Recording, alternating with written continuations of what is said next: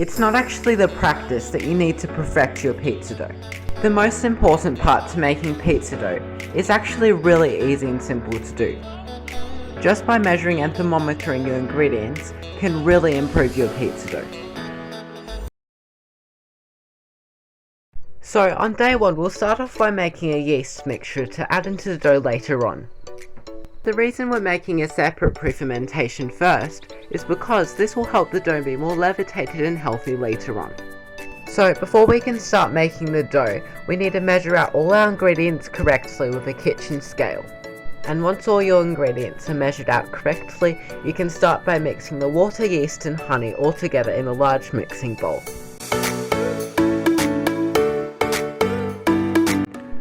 Once you can see the yeast and honey have dissolved, then you can add in your flour and stir for about 1 to 2 minutes.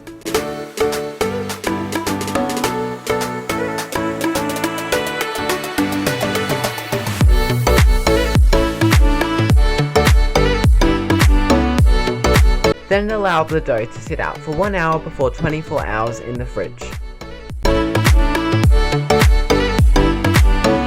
So to use the yeast mixture, it needs to be at 25 degrees Celsius.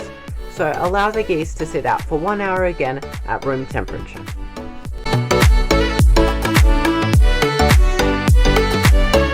And once you've got all your ingredients measured again, start by mixing the yeast and water in a large mixing bowl.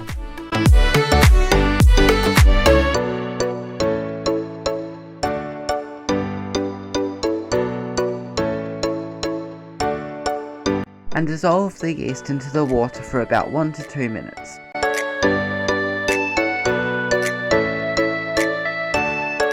Then next you can add in your flour.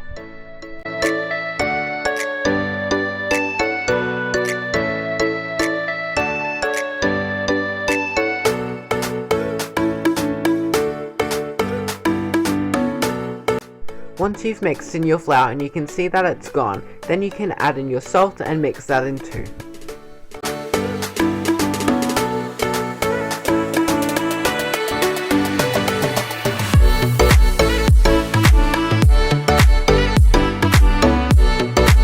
And then finally add in the rest of your flour.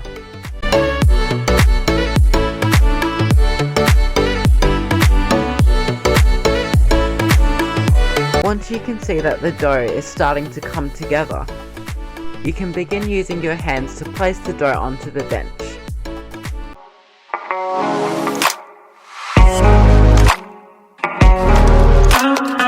You can probably see that the dough is a little bit crumbly and not fully formed yet.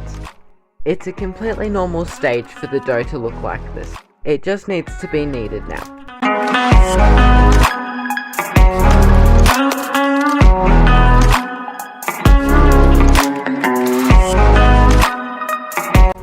Once you can see that the dough has become more sticky, it means it's ready.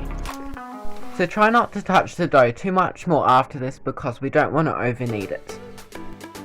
Then flip the bowl over the dough and let it rest for 15 minutes.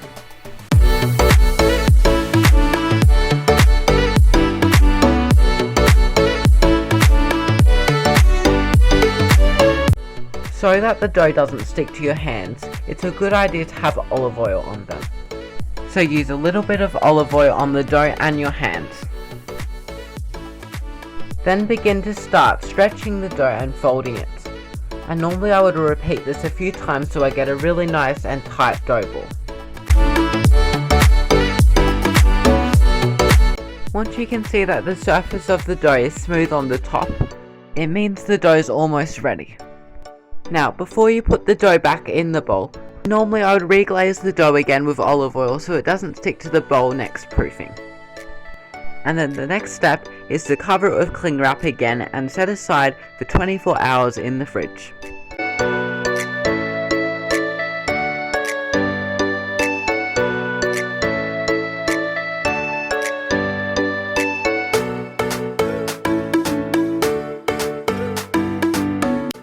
Make sure you leave the dough out for 30 minutes to 1 hour, giving the dough plenty of time to warm up again after being in the fridge.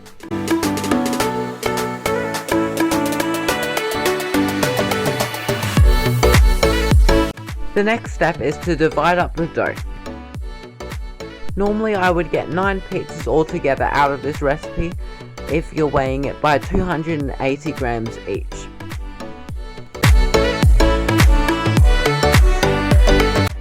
So once you've shaped all your individual dough balls, you can then put them into a tray and then finally set the dough aside for 2 more hours.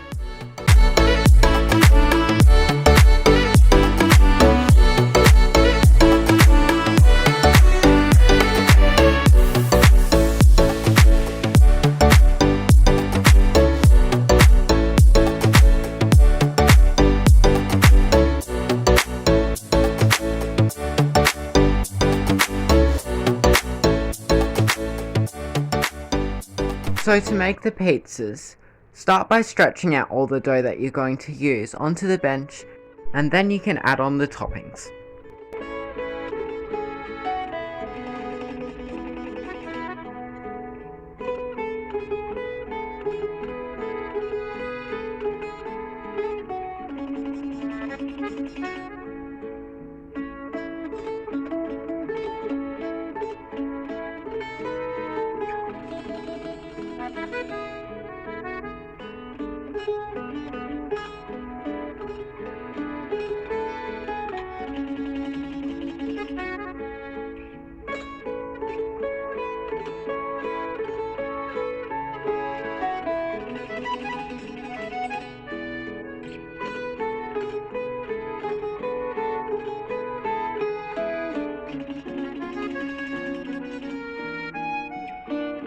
Then using a pizza peel, slide the pizza onto the peel, and using your hands, stretch and expand the pizza.